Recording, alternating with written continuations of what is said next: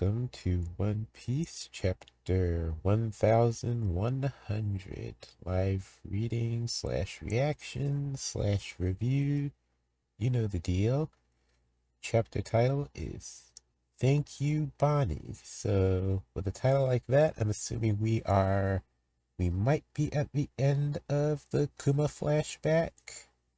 So hopefully we'll get the details on how Kuma's agreement ended up changed and rearranged by Garcia to include Kuma offering up his entire body rather than just his blood for the Pacifista project.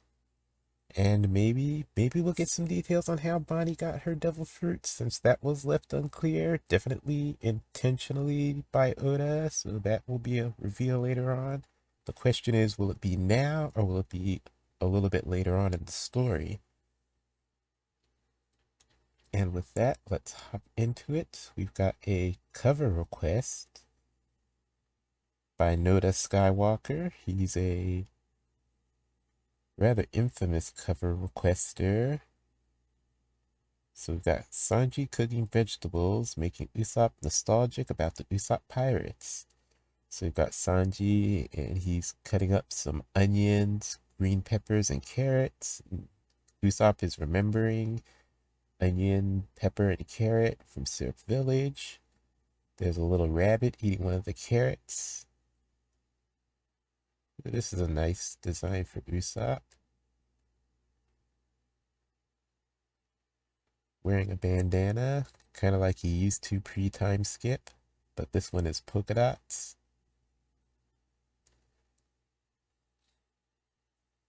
Notes. I've been having a hoot watching the preliminaries for the M1 Grand Prix, a competition for the Manzai traditional form of onstage comedy. There are a few duos I'm rooting for. I hope they make the finals. Oda. Okay. The future location of Egghead? I'm afraid I'm here on business. Man, it's cold. This place sure is a far cry from Punk Hazard. Just you wait, the future will be born right here. My head is overflowing with ideas. It's honestly hard to think straight. So we have a younger Kizaru. That explains how you missed it.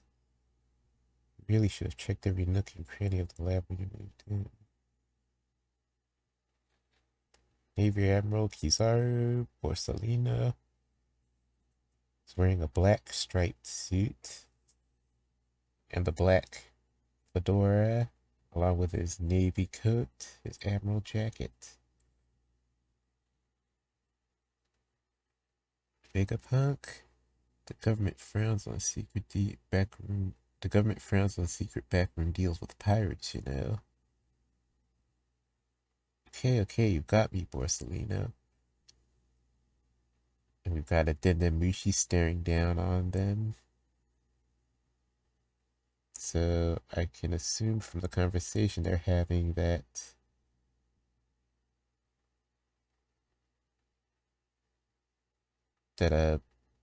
Kizaru is talking about Dendemushi and telling Vegapunk that he should have checked to make sure there were no Dendemushi hidden around the lab before having that conversation with Kuma. So he's sort of giving up some friendly advice here. But since Kizaru's there, that means he's been sent by the world government to check in on Vegapunk and perhaps convey orders to him.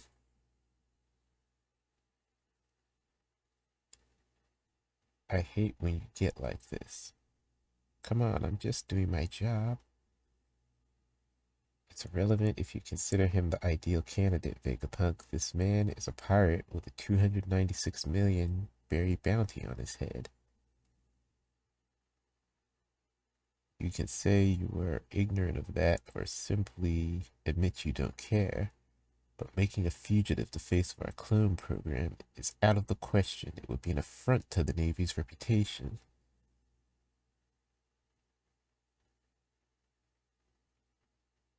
With that in mind, We have 3 additional stipulations if you want us to honor this deal of yours. So yeah, this is a scene of Vegapunk in the lab, Kuma sitting in the machine, Borsalino's standing to the side, and Vegapunk is talking to St. J. Garcia through the transponder, and St. J. Garcia is offering an ultimatum, just as I speculated in the last episode. So the deal is being altered. 3 additional stipulations if you want us to honor this deal of yours. Firstly, Bartholomew Kuma, you must agree to become one of the 7 warlords of the sea. A few days ago, we found ourselves a member short thanks to the exploits of a rookie named Ace. It caused great turbulence in the pirate world. Someone of your caliber would be a natural choice to fill that opening and claim the seas. So this is pretty big. Ace defeated one of the 7 warlords and knocked him out.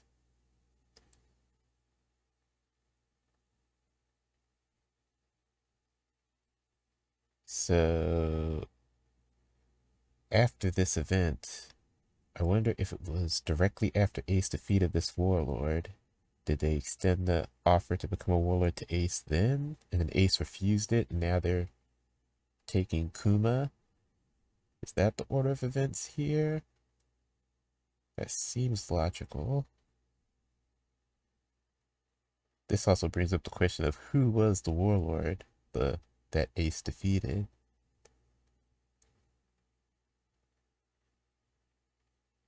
So now we're getting into the idea of warlords before the 7 original warlords that we know from the story.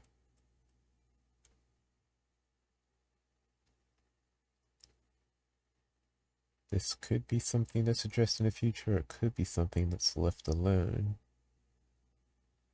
Since it's not that critically important to the story that we know who the warlords before the warlords we knew at the start of the One Piece story were. But it would be an interesting idea if there were warlords in Roger's era, who they were. That would be quite the interesting thing to explore. So, okay, back to reading. Our second condition is for you to undergo the procedures to become a human weapon for the Navy.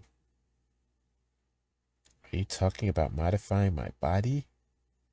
Precisely. You already have all the traits required to be an effective warlord, so you'll become a paragon of fear for the pirate scum far and wide after you receive your enhancements.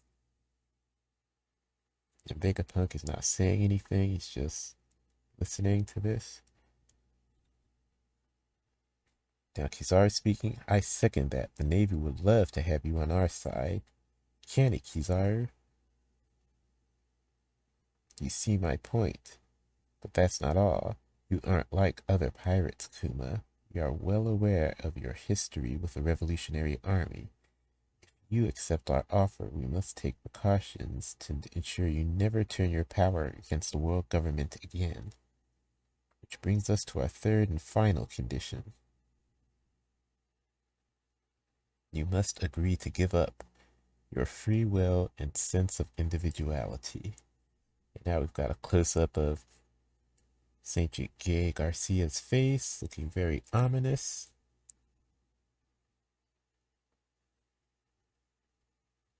And this has really upset Vegapunk. He's looking really angry. Saint Saturn, that would be tantamount to killing him. This is because none of the other warlords follow orders, isn't it? If you snuff out all the humanity left in a cyborg, you'll have nothing but a robot. Do you really expect me to murder a man? You forget yourself. You're a military scientist, and you have no right to talk back. These conditions must be met if this criminal wishes to save his daughter. It's a small price to pay considering how expensive and difficult this procedure would be otherwise. I have no obligation to help this girl. This is murder. It'd be perverse to modify a human like that. I won't. Vegapunk, please do it. Kuma? I've been worrying all this time, thinking that it might be impossible to save Bonnie. Vegapunk has a very stunned look on his face. I'm so grateful. I'll happily accept any fate, as long as Bonnie is cured. Kuma's crying tears of joy, knowing that Bonnie will be saved. Vegapunk's eyes are tearing up, and he says, Kuma,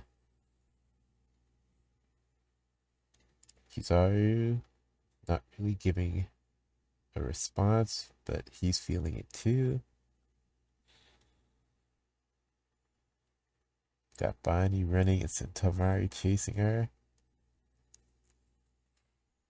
Vegapunk, how long will it take you to finish Kuma's modifications and cure his daughter? Dealing with the sapphire scales will take 6 months. But it'll take an extra year on top of that before she can be exposed to natural light. That's a total of about a year and a half before she's cured. Kuma's modifications will take 2 years at minimum. Thank goodness, she really will be all better by the time she's 10. How can we trust you to remain obedient after she's cured? Your daughter is our only leverage here. I have no intention of running. Be that as it may, the world government will have to take custody of her once her treatment is complete. She'll be free after you follow through with the erasure of your personality.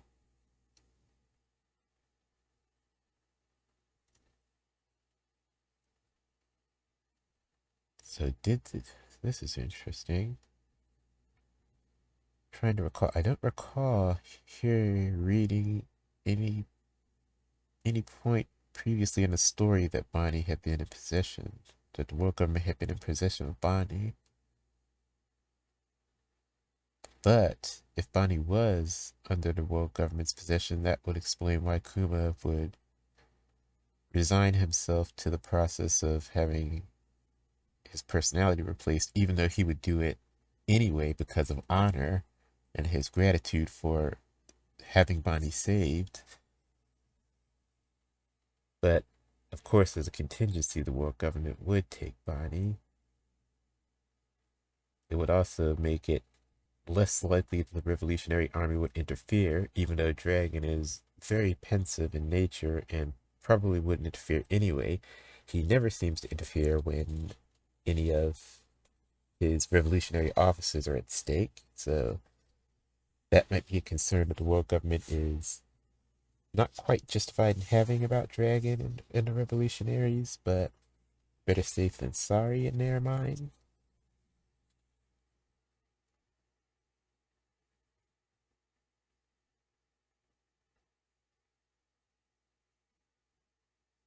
But if Bonnie was if the world government was in possession of Bonnie, it would explain how Bonnie, well, actually Bonnie would know about Saint J. Garcia just from having experienced Kuma's memories. I don't think she knew about Saint J. Garcia before then. Doesn't seem like she did. Maybe she did.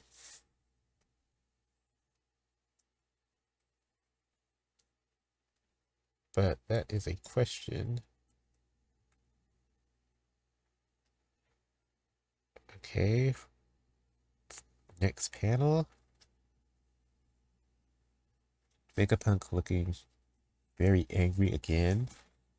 But that would mean Kuma won't get to see Bonnie after she's cured. Saint J. Garcia. Correct. His modifications will commence immediately. It'll be an ongoing process as he starts his tenure as a warlord and helps the government tame the seas. After his daughter is cured, any contact between them will be forbidden to ensure they don't escape. If there is any hint of defiance from any of you, I guarantee she will spend the rest of her life as a slave. Okay. Kuma's looking shocked. I won't try to see her, I swear. I have only one request. Don't tell Bonnie the truth. She can't know about her illness or that she's being kept as a hostage. I don't want her to wake up after her surgery in some soulless government facility. Take her back to Sorbet. You can keep her in the church where she grew up. If you can grant that one request, then I promise you, I won't seek her out, and I'll obey without question.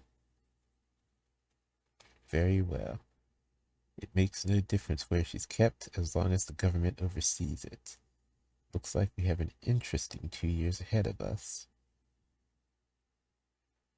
Bonnie will be staying here for the next 6 months. Really? So you're staying with me? That's right. They think I may have come down with something too, so they need to run some tests. Snap! That means we get to be together, yay! Oh, this weirdo is Sentamaru. That's rude. Wow, this place has so many windowless rooms. Yes, but be careful. There's all sorts of dangerous gadgets around here. That's it. I can create the weapon of my dreams now. Damn it, the brainwaves won't stop. Someone needs to write everything I'm thinking down. If only they could eat and use the toilet for me too, I'd never have to stop. It's so short-handed, it's maddening. Ah, I just had another eureka moment. This is going to keep me busy as a beaver. I wish there were 5 more of me.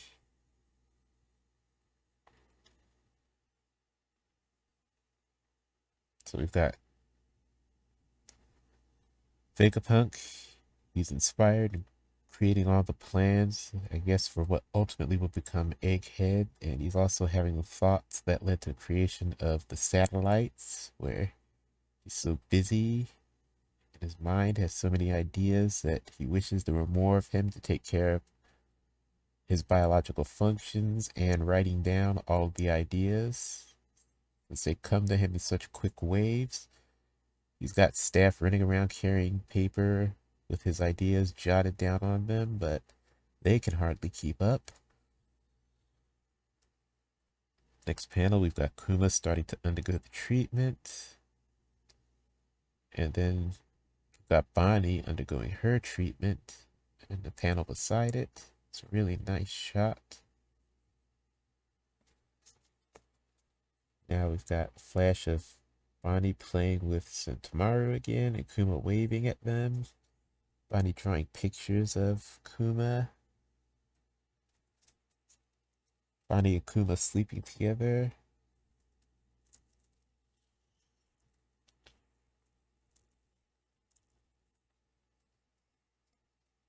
A cargo ship. Umit cargo ship.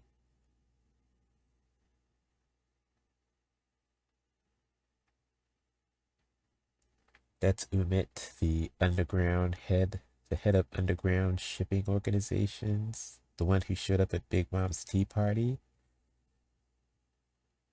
So it's nice to see that those characters are still, well, yeah, they're still kind of relevant to the story, even though this is a flashback, so this is the past, but Umit is probably still doing his shipping business at the present time.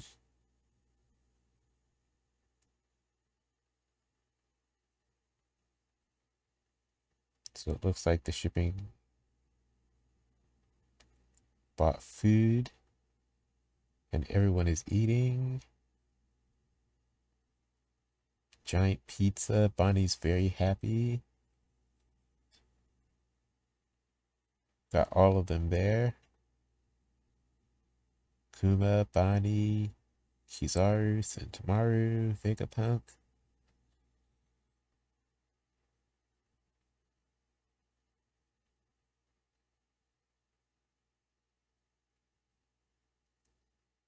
And we've got all of them doing the Joy Boy slash Sun God Nika dance.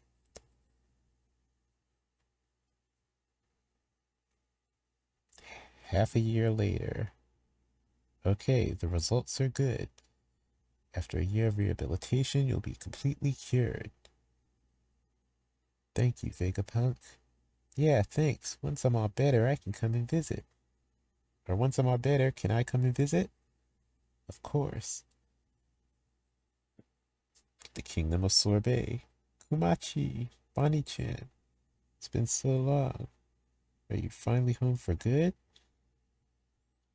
They said I'll be all better in a year. And I'll finally be able to go outside. Is that right? That's fantastic news. You always you always said you'd be fit as a fiddle by the time you turned 10. Does this mean I'll be taking care of you again, Bonnie? Granny Connie! You would be more than happy to take care of her, Kuma. Yeah, you can count on us. Member of the Sorbet royal family, Queen Dowager Connie. And there's Kuma. Thank you. I'll leave her in your hands. I'm still a pirate after all. If I stay, it won't be good for the kingdom. I don't think I'll be back for at least a year. What? That long? I'll write you tons of letters. Okay. Next time I see you, we'll both be able to reach. Next time I see you, we'll both be able to sail the seas and reach the horizon. I can't wait. I want to travel to all sorts of places together. I love to take you. Please leave the rest to us, Kuma-san. Who's that? It's a nurse, but a very suspicious looking nurse. Cyberpol number 8. Intelligence agent Alpha.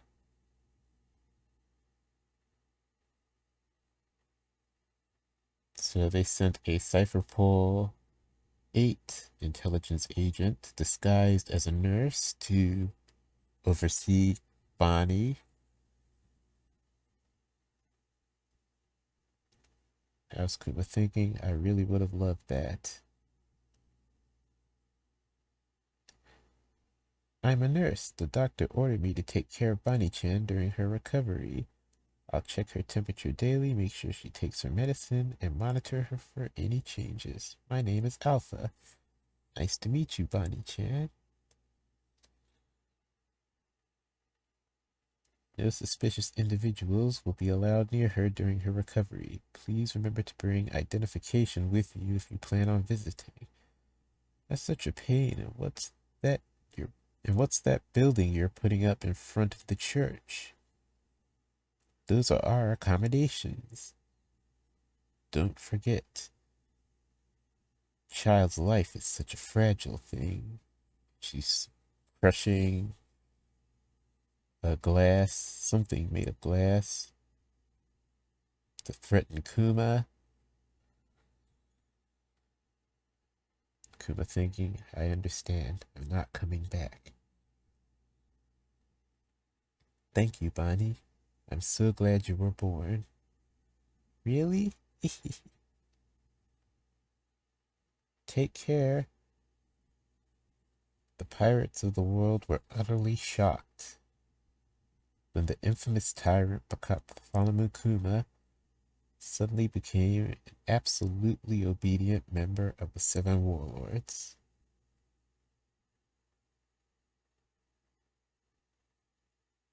We've got Doflamingo. Young master, there's a new warlord. Kuma the tyrant. Sounds like another villain has come into play.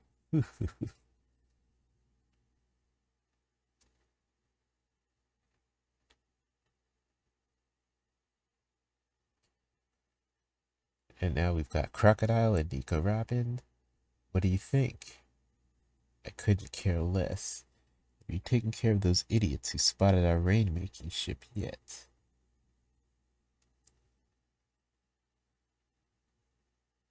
We've got Mihawk reading the news, responding.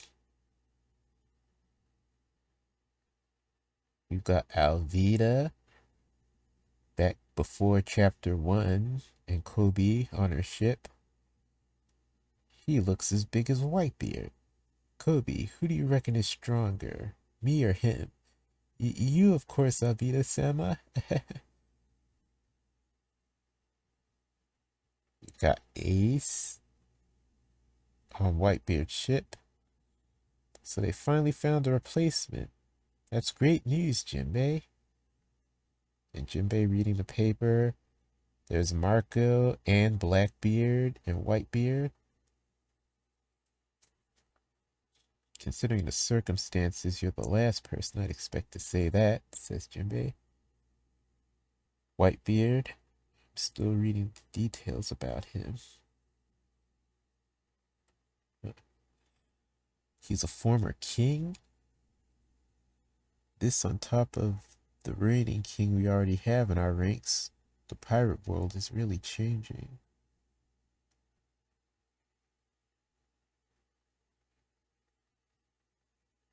Then we've got Amazon Lily and Boa Hancock.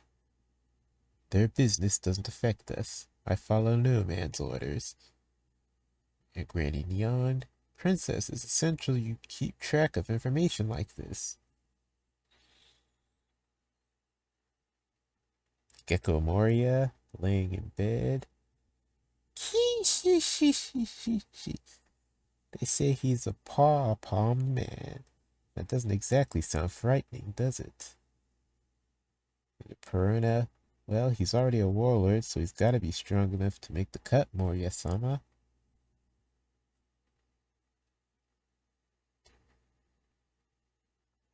We got Dragon, saying nothing, Sabo, Hack, and Koala, solidly reading the paper. Don't the warlords answer directly to the government? And Koala, Kuma-san would never work for them.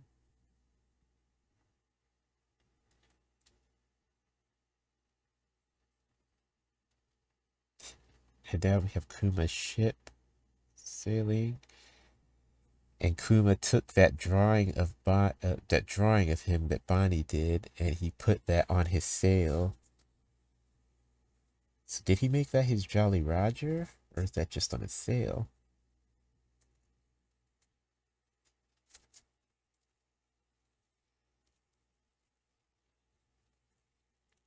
Now Kuma's writing, Dear Bonnie, I'm still at sea as I write this.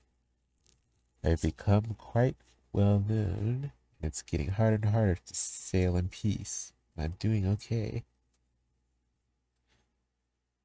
Doing my best to find interesting travel destinations for you when you turn 10. And he's handing that to a male bird. It'll be a long journey to deliver this. Please take care. I hope everyone back home is doing as well as I am.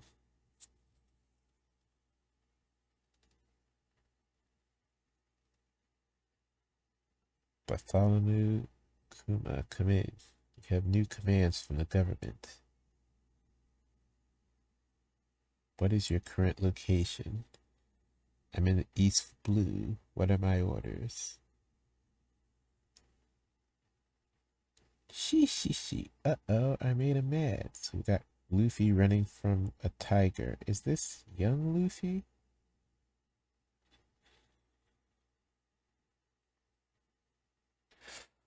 So the chapter ends with Kuma outside of Windmill Village.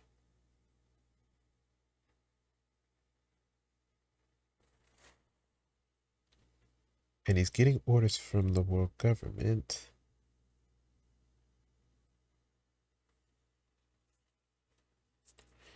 There's no break next week. Front cover and color spread next issue. So next issue is going to be pretty big.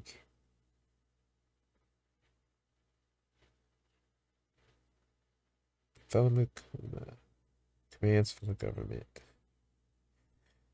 So from the timeline, this should be before Luffy sets off from Windmill Village.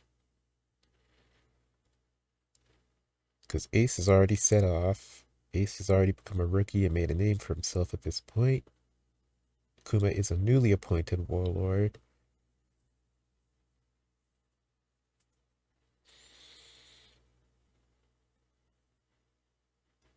So what business does he have in Windmill Village? This is before Luffy sets off, so Shanks is not there.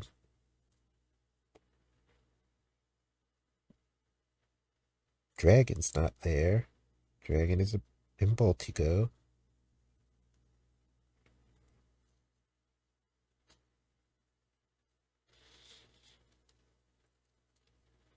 Could this be scouting? A mere scouting mission?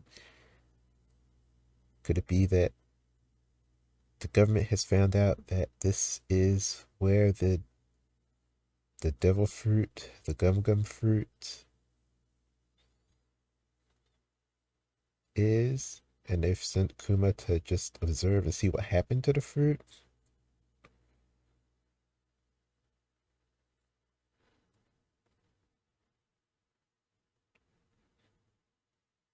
That's a reason.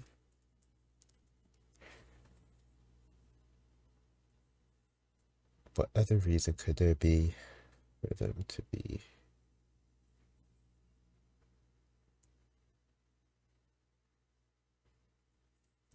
They wouldn't send a warlord to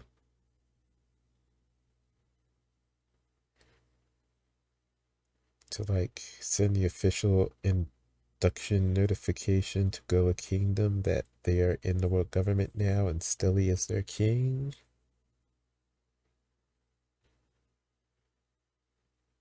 They wouldn't send that notification via a warlord, would they?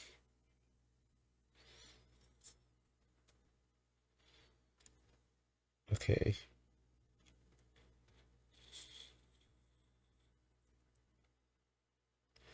That seems like a really outside possibility.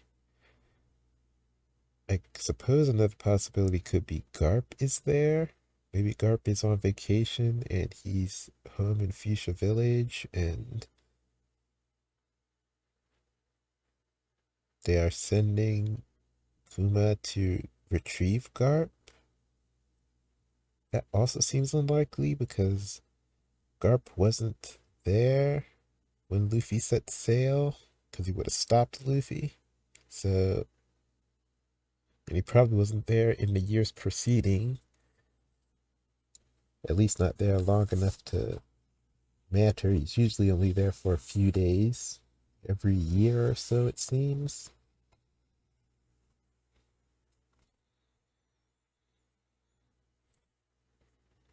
So that's another outside chance. Then there's the possibility that something completely unknown, we're about to get a huge drop of something we never knew from the time before Luffy set sail.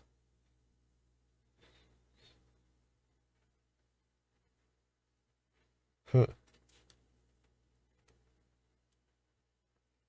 that's a really interesting cliffhanger. So we're not quite done with Kuma's flashback yet, but we are right at the end, it seems. If this next chapter might be the last chapter of Kuma's flashback, depending on how big the reveal is for what's happening here, what Kuma has been sent to Windmill Village for, of all the places in the world. And what could he do that has meaning in the background, but doesn't affect, or maybe did affect, Luffy setting sail?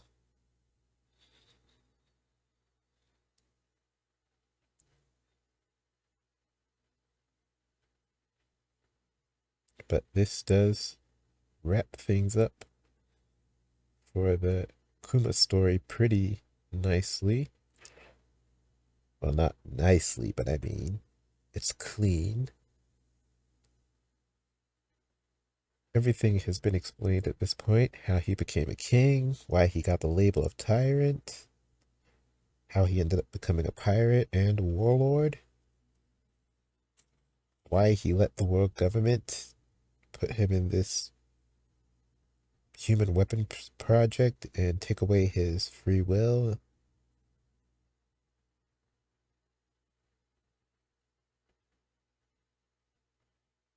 Why Vegapunk let it happen. Vegapunk wasn't really a willing participant in this.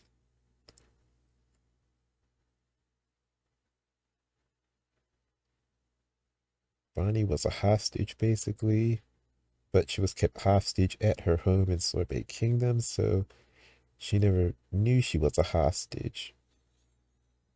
She might never have known she was a hostage, even, yeah, she might never have known she was a hostage until the moment she took on Kuma's memories.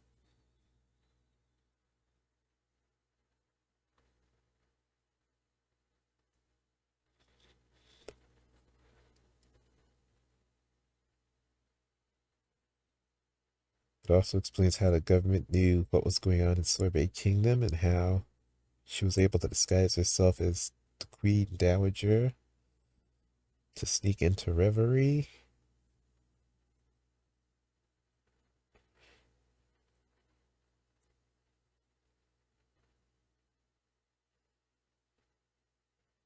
So there are no mysteries left in Kuma's story at this point.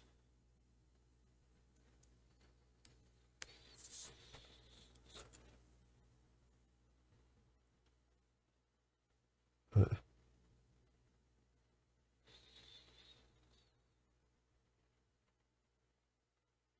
yep.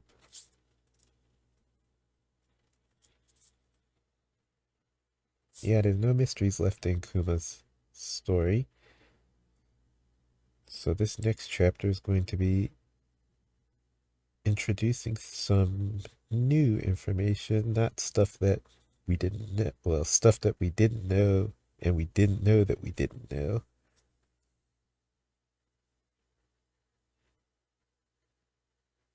So that's going to be quite exciting. This will be our first time seeing Luffy since the flashback started.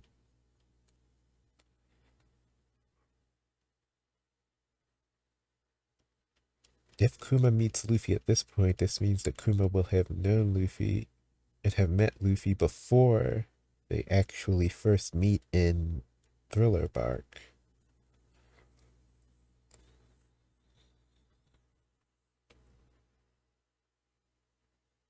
Which is interesting. It actually kind of punctuates Kuma's sort of being a presence throughout the lives of many of the Straw Hats. Their lives intersected before he actually met them in Thriller Bark and then Shabondi.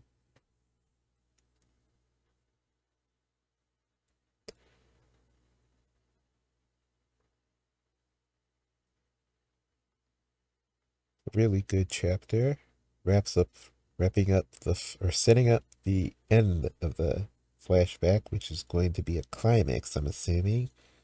It's going to lead right into the returning to the present.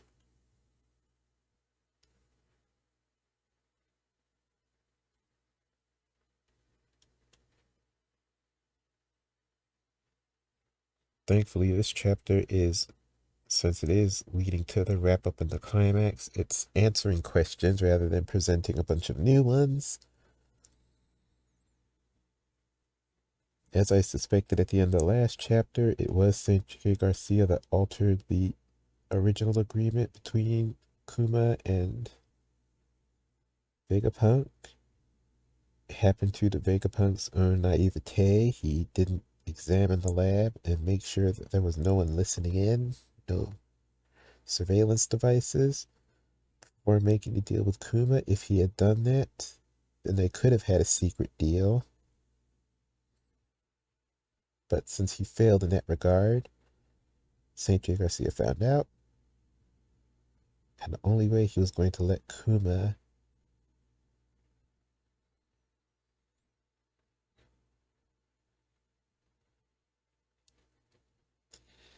the only way he was going to let Kuma participate, have this deal with Vegapunk was if Kuma offered himself up.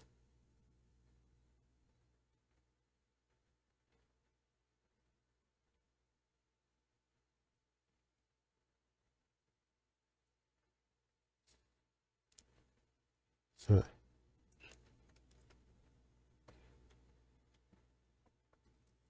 And going back up, I'm just noticing that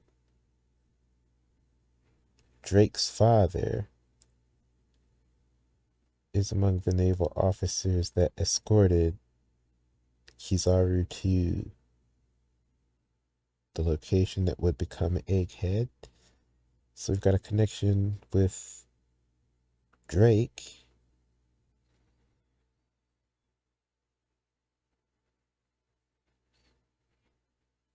Hmm.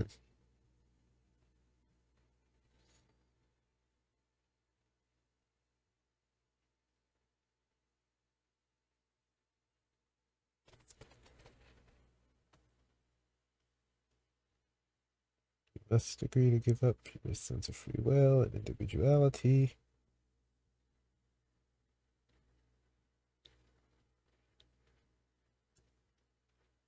And they said the process would take 2 years.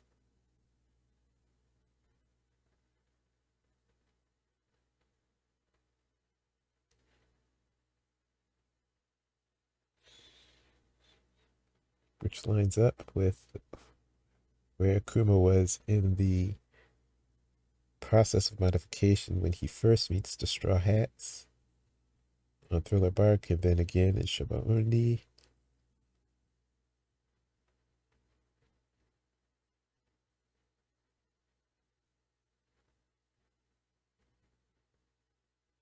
And so he had that final command programmed into him to protect the Sunny for the Straw Hats.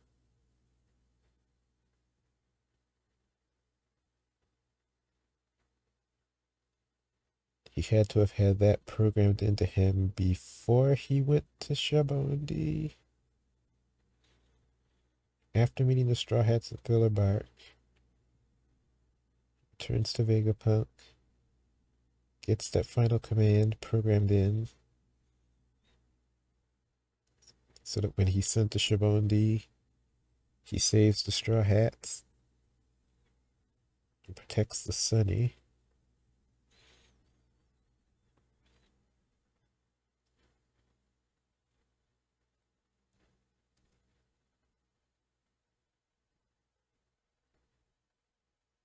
I think that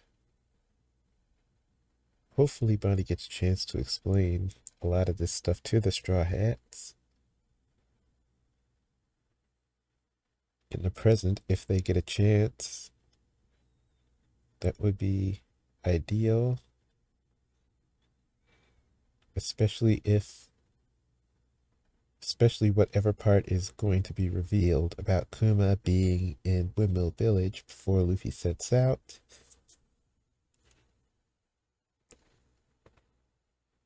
So whatever ends up being revealed in the next chapter, it's going to be pretty big. It might be something that Luffy and the Straw Hats will get to learn in the present.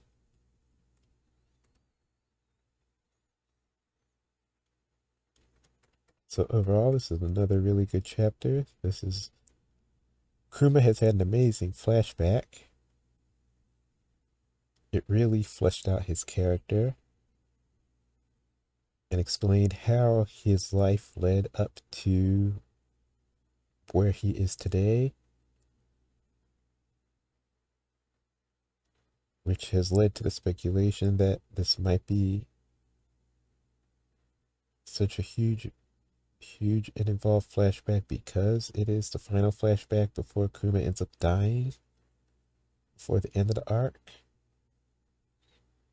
And I think that's a possibility, but I also hope that it isn't the case because after all that, I kind of want to see Kuma end up escaping from capture of the world government. I have a feeling that there might be a way to restore his humanity because Vegapunk was so vehemently against it. He might have left a way for Kuma to be restored somehow, even though that seems to go against what we know of Vegapunk, that he is very naive about matters, and he generally follows the orders of world government to the T consideration for the without consideration for things that would give him a tactical advantage in case the world government ever turned on him.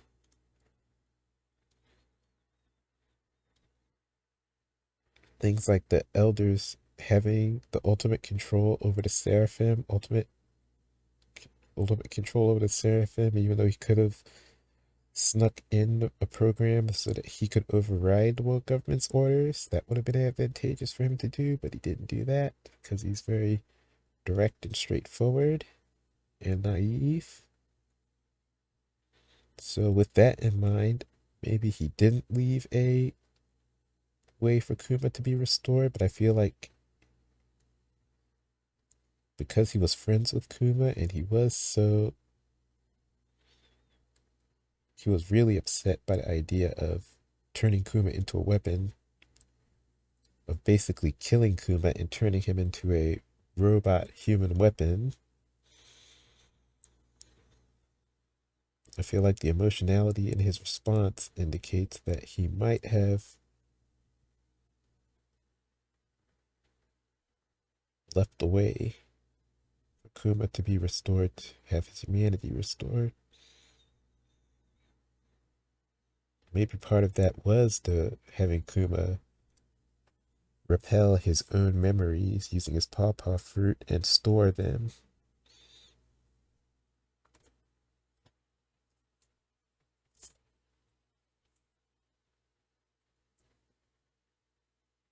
Maybe he was, because with the stored memories,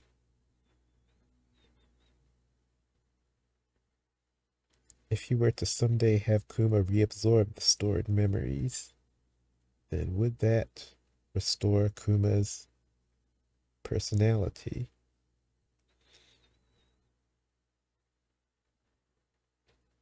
It seems like that could be a possibility, and that could be what the plan may have been. The secret plan may have been to restore Kuma.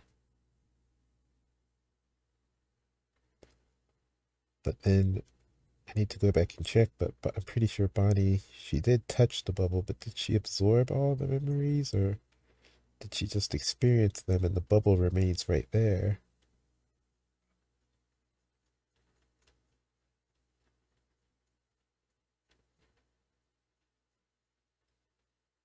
Hmm. It's more speculative line of questioning. But either way, that's it for the chapter. It's a really good chapter.